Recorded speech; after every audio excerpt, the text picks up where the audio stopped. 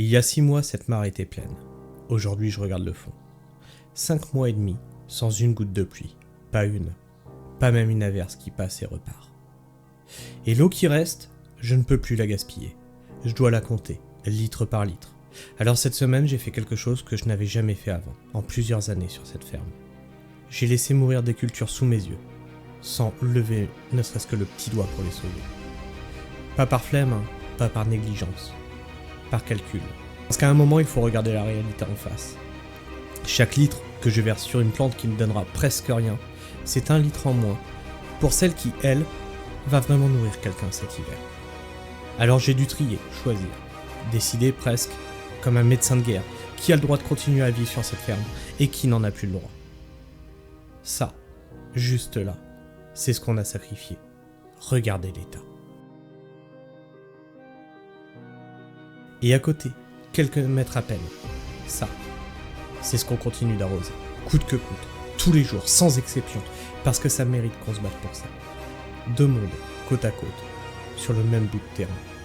L'un qu'on a laissé partir, l'autre qu'on protège comme si notre vie en dépendait. Et honnêtement, elle en dépend un peu.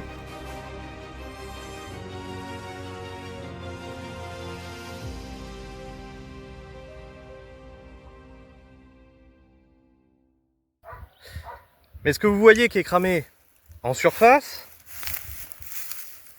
comme ça, ce qui craque, ce qui est sec, ce qui est sans vie, c'est même pas le pire. Le pire, il est là.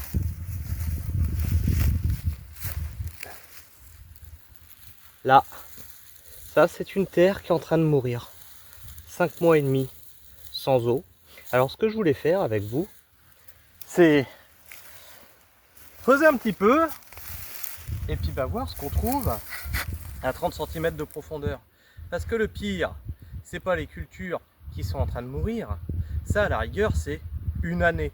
Une année, tu as tes cultures qui meurent et puis c'est pas grave, tu repars l'année d'après.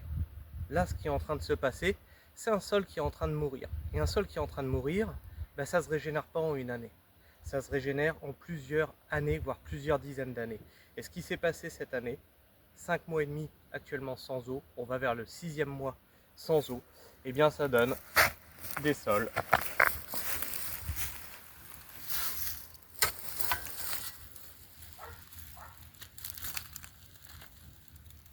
où il n'y a plus aucune vie, ni bactérienne, ni de lombriques. Alors on va essayer d'aller plus profond pour voir si on trouve des lombriques.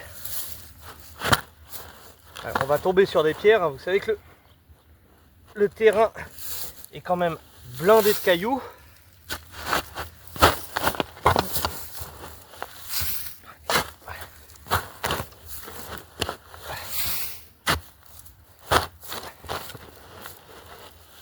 Alors, pour petit rappel, mon terrain est un terrain argileux. Il se comporte comme du sable là actuellement. Ouais. Il y a quand même quelque chose qui n'est pas logique. Et on vous montrera après dans le verger, il y a d'autres problématiques qui sont en train de se passer.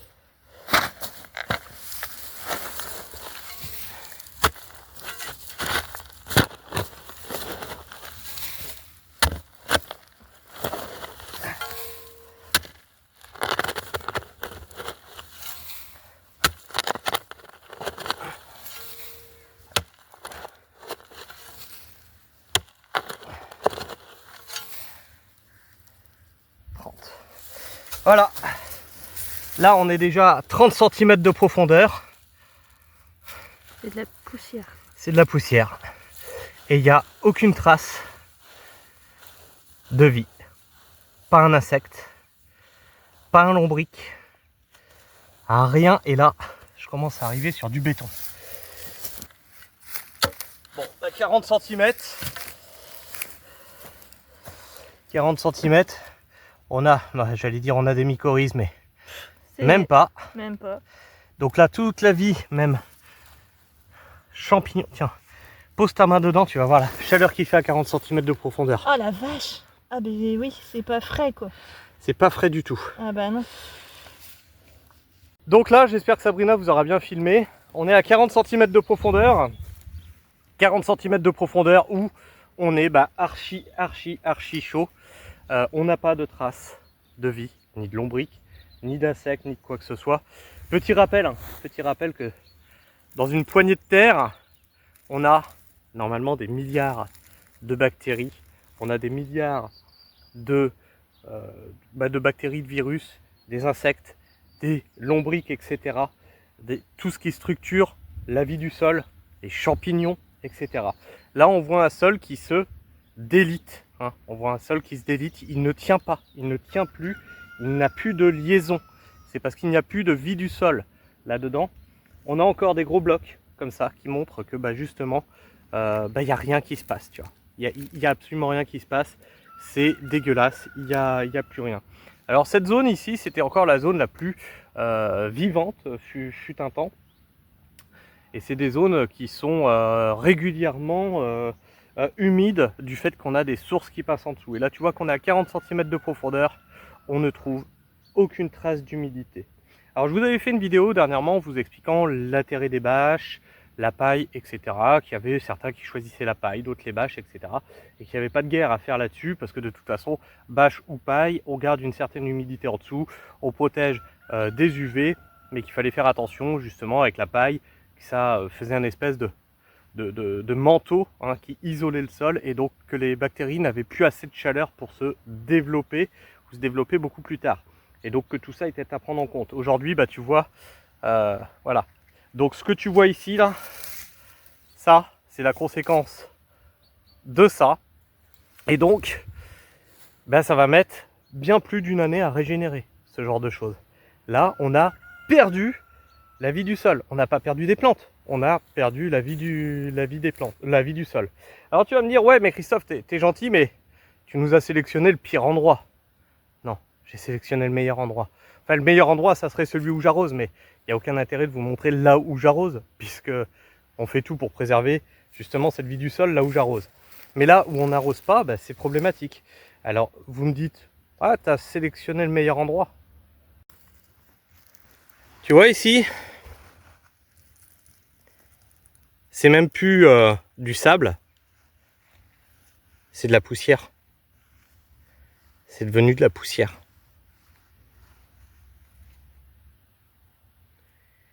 C'est une catastrophe. Tu vois, même la mauvaise herbe, elle n'arrive plus à pousser.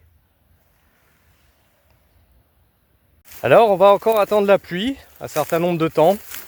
Mais la première grosse pluie qui va tomber, elle ne va pas pénétrer dans le sol. En général, elle ne fait que humidifier la surface, elle ne pénètre pas, même des très grosses pluies. Il faudra attendre plusieurs pluies pour que ça pénètre et que ça... On ne sait pas ce que ça va donner du coup sur un sol mort. En tout cas, que ça redonne une consistance à la terre apte à accueillir la vie du sol qui est détruite. Et là, comme on parlait d'avoir pris le pire endroit pour faire le test, etc., eh bien, je vais vous montrer le meilleur endroit et ce que vous pouvez constater directement en surface. Nous sommes dans le verger. Nous sommes dans le verger et comme tu peux le constater, le verger, il meurt. Alors là, je te montre le meilleur arbre. Le verger, il meurt. Il meurt. Il meurt. Alors pourquoi je te dis que c'était le meilleur endroit pour planter un verger? Parce que les arbres ont besoin d'eau. On est d'accord, les arbres ont besoin d'eau. Et ici, on est clairement sur de l'eau. On est dans de l'eau ici. C'est pas plus compliqué que ça. Je vais vous montrer, ceux qui suivent la chaîne depuis un moment, vous connaissez. Juste ici, là, tu vois, au pied des arbres, tu le vois, il y a une tranchée qui est faite. D'accord?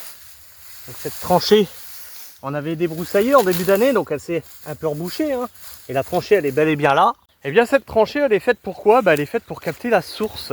Elle est faite pour capter la source et la rediriger vers le gros débit là-bas de la source principale et de la rediriger vers la mare. D'accord? Tout le verger est constamment irrigué. Théoriquement, ici, en mai, c'est encore trempé. En juin, c'est encore humide. Bref, le verger est constamment humide. Donc c'était le meilleur endroit pour planter un verger de façon à ce que on ait le minimum d'arrosage à faire. Là, je te mens pas. Celui-là, il était complètement dans la flotte en début de saison. Ah oui, ouais. Et ben là, il repartira pas pour la saison prochaine. Il a complètement cuit. On a même celui-là. Hein. Oh bah, celui-là, il n'y a même plus rien dessus. Là. Tu vois, il n'y a plus une feuille, il n'y a plus rien. Celui-là, Là, il n'y a plus une feuille, il n'y a plus rien. Tout ça, ce sont des pommiers. Hein.